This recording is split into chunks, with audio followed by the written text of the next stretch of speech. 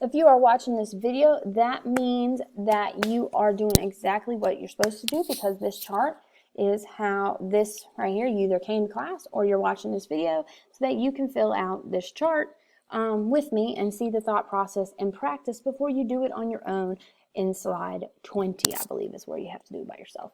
So, does this clip sound familiar? Of course it does. It's the one I've been using. We've already kind of hit on some of these things when we compared point of views, because we're going to look at dramatic irony. And so dramatic irony is when you as a reader know something that the characters don't, so it creates that sense of suspense because you don't know how the conflict that you've seen created is going to work out for the character. So dramatic irony sets up a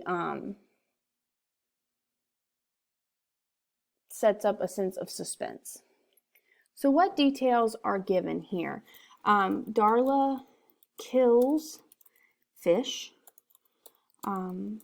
So Nemo is playing dead to try and escape her.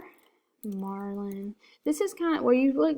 Marlin, hold on, bus in and thinks that Nemo is actually dead. Okay, so this is where you kind of sum up what you're noticing. You sum up the details. So Darla kills fish. Little redhead girl with bracelets. So Nemo is playing dead and trying to escape her. And this is where I could put in my evidence. All drains lead to the ocean. So, you know, that he plays dead so that the dentist will get him flushed. So that's what I'm not putting on the chart, simply because I'm shortening it for the sake of the assignment. But it doesn't mean that I don't know.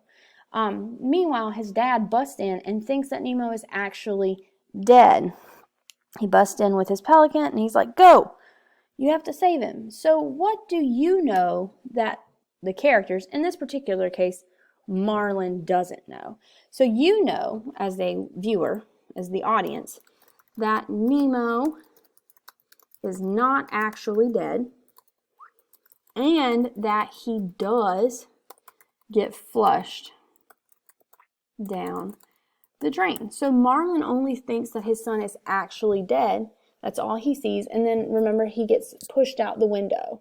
So he doesn't know that Nemo's alive or that he got flushed down the drain. Last that he saw, he was going in the trash, or that he was dead on the dentist table. Okay, so that's all Marlin knows. So what answered questions do I have? If I'm going to pretend I haven't seen the end of Nemo yet. One, does Nemo ever find his dad? So now we're getting a role reversal. Actually, that's my question. Does Nemo ever find his dad? And two, is Gil right? Do all drains lead to the ocean? Because that's Gil assuming that all drains lead to the ocean. And do we actually know if that's true? So what did the clip purposefully leave out before the twist? Well, number one, what did it purposefully leave out in this particular case?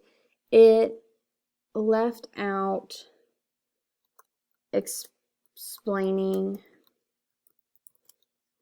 what was happening to Nemo. So in this particular, to Marlin.